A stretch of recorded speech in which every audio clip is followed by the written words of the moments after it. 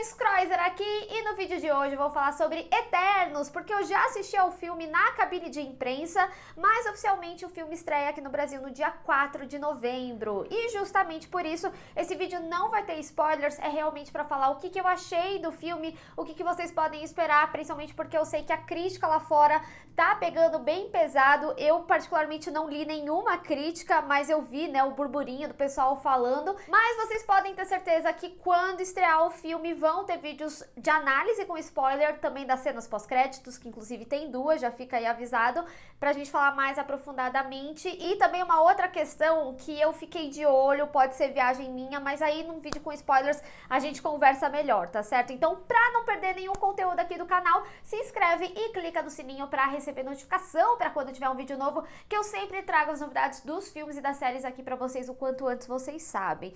Bom, gente, os Eternos basicamente vivem há muitos anos na Terra e eles tinham como objetivo proteger os humanos dos deviantes. Mas conforme o tempo passa, eles descobrem que o objetivo é ainda maior. Antes de começar a falar sobre o filme, eu acho muito importante vir aqui falar pra vocês que eu ainda não li os quadrinhos, porque eu tenho o quadrinho inclusive, mas eu queria ler depois de ver o filme, pra entender se o filme ele funcionava pro público geral, se era uma história que interessaria alguém que não teve contato com os quadrinhos. E eu digo pra vocês que sim, principalmente porque esse universo ele é muito bem construído. Eu sei que tem algumas diferenças do quadrinho, pelo que eu conversei com alguns colegas que assistiram ali junto comigo na cabine, e aí eu vou ler no final de semana pra trazer os vídeos com spoiler, então eu consigo até me aprofundar mais, até porque vão ser questões de detalhes, né? Então eu só vou poder citar realmente no vídeo com spoilers. Então até lá a gente tem uma conversa mais aprofundada. Mas o que eu digo pra vocês é que eu gostei muito do que eles construíram aqui pra essa história. É um universo muito amplo e que se aproveita do que a gente conhece da nossa história aqui na Terra. A história dos Eternos, ela fica em torno dos Eternos, os Deviantes e os Celestiais.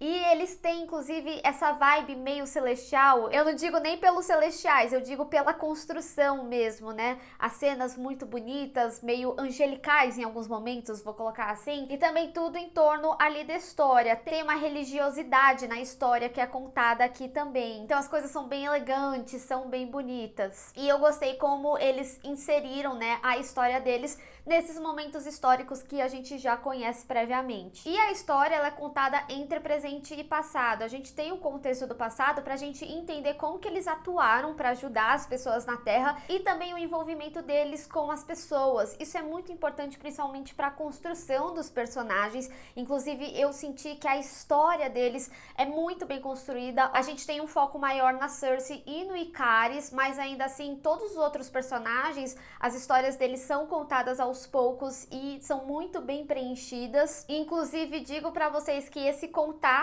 com a humanidade é um aspecto muito importante para a construção de que cada personagem sente e como eles vão vendo determinadas questões durante essa missão deles na Terra. O filme ele também se aprofunda e insere mais questões de representatividade. Então ele é um filme que, assim, gente, tem discussões muito profundas. Então eu sinto que ele é um filme mais amadurecido. Daria para discutir muito o foco que eles trazem, tanto para essa questão da humanidade, também nesse objetivo deles, tem muita coisa aí pra conversar. O Kingo, ele acaba vindo como alívio cômico e digo pra vocês que é muito bem-vindo em todos os momentos que ele acontece, e junto a ele vem o Karun também, que eles chamam tipo de mordomo dele. Então todo o arco em volta dele é pra trazer esse alívio cômico. Lógico que o personagem também tem a sua seriedade, mas ele é um personagem, uma surpresa grata aí que o filme trouxe. Mas por contraponto, a gente tem aí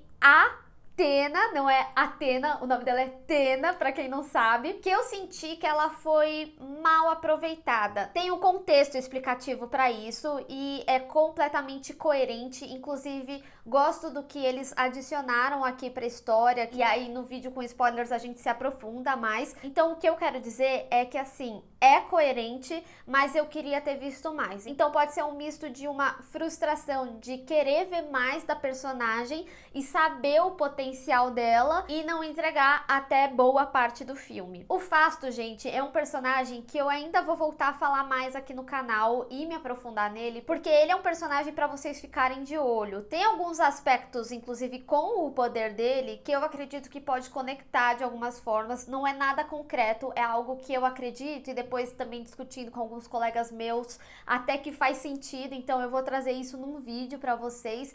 Mas o que eu quero falar, pelo menos até o momento, óbvio, os poderes dele são muito interessantes, mas o background dele, o que foi construído é muito bom. E é o que eu volto a falar, é um filme mais amadurecido. E dentro desse arco de amadurecimento e humanidade também, a gente tem muitas discussões profundas sobre a Duende. E eu achei muito interessante, inclusive, os paralelos que o filme trouxe com relação à história dela, que é bastante coerente e eu gosto de todo o direcionamento que a personagem teve e gostei muito dela. Numa forma geral, os poderes eles são muito bem distribuídos e eles têm poderes únicos, né? E eu também gostei das cenas de luta, gostei dos movimentos e são bem distribuídos, tendo em vista que a gente tem um filme bem longo. E ao mesmo tempo, é interessante ver esse grupo formado porque eles também aproveitam para fazer piadas com a DC, como se eles fossem tipo uma Liga da Justiça. Tem 2 momentos aí no filme que isso acontece. Não é nada desrespeitoso, tá? Só pra deixar claro. A Marvel sempre traz essa comédia nos filmes e isso acontece aqui também, como algumas explicações em diálogos que eu tenho algumas ressalvas com relação a isso, tá? Eu acho que em alguns momentos a gente já teve o entendimento do que aconteceu e eles reafirmam em diálogos. E algumas vezes tem algumas explicações em diálogos porque eles precisavam explicar em algum momento e não trabalham mais. Até porque a gente tá falando de um filme longo, né? Eu honestamente não senti essas mais de 2 horas que o filme tem. Eu achei que foi muito bem distribuído, porque pelo que eu vi aqui, eu sinto que Eternos tem um universo muito grande e eles explicam tudo que é necessário para você entender a história, como eu falei no início do vídeo. E digo para vocês também que esse filme, se ele deixasse algumas conexões de lado, como por exemplo o blip que eles citam, já vou falar disso aqui, eles poderiam facilmente ser um filme independente dentro da Marvel. Então eles trabalham com isso com algo completamente novo. Mas isso ao mesmo tempo também amplia o que a gente já conhece na Marvel hoje em dia. E aí, falando sobre o Thanos, né, que eu sei que muita gente vai perguntar, eu achei completamente plausível a justificativa que eles dão aqui, principalmente porque tem muito a ver com o arco que esses personagens passam aqui no filme de descobrimento deles mesmos. E ainda sobre esses diálogos autoexplicativos, tem algumas cenas também que me incomodam como foi feita a construção, como por exemplo, tem um momento que é um ponto de virada ali, em que eles não mostram tanto a insistência da personagem em conseguir aquilo. Então, no vídeo com spoilers eu também vou conseguir me aprofundar um pouquinho mais, e isso acontece em alguns momentos do filme, mas tem um específico que me quebrou um pouquinho mais. Agora, uma coisa que comentaram no Twitter pra mim, quando eu falei que eu tinha assistido e tudo mais, falaram que a crítica lá fora tava falando bastante sobre os efeitos visuais. Eu, particularmente, não me incomodei. Tem alguns momentos que sim, os efeitos eles não tão legais, inclusive com relação à nave, mas em momentos que pede bastante, como por exemplo, os poderes deles, ou o personagem voando, que é o caso do Ikaris, eu não me incomodei. Tem um momento chave específico, próximo ao final, que é um pouquinho incômodo também, dá pra perceber que é um fundo verde ali, a forma que foi inserida e tudo mais.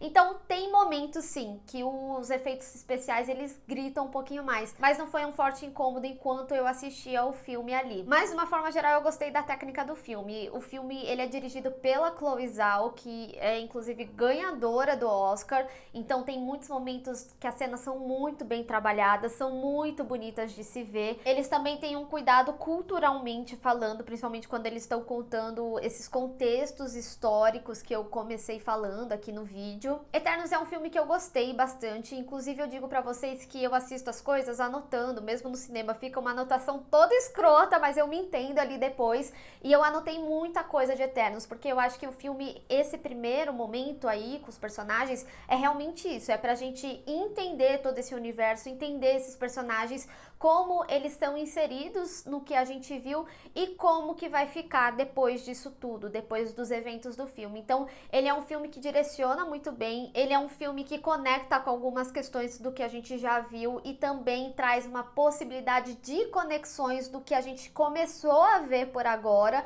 Como eu falei no meu vídeo com spoilers, eu vou me aprofundar um pouquinho mais, mas também ele amplia bastante tudo que a gente viu até agora. Então, para mim, Eternos, ele é um filme pra gente ter atenção para coisas que serão construídas aí no universo cinematográfico da Marvel. E eu acho que é por isso que ele perde um pouquinho esse tom de ser algo épico, porque ele é um terreno preparatório para algo muito maior, inclusive de personagens que não têm tanto destaque, como o personagem do Kit Harington. Eles começam a amaciar ali a terra para ele, para o que o personagem vai ser. A gente tem 2 cenas pós-créditos que são bem empolgantes e eu quero saber muito o que vai acontecer a partir desses eventos. Mas eu quero saber de vocês quais que são as suas expectativas para o filme e o que mais vocês querem saber do filme também. Às vezes isso rende outro vídeo, eu também posso me aprofundar mais nessas questões que vocês falarem no vídeo com spoilers, tá bom? Então vamos discutir.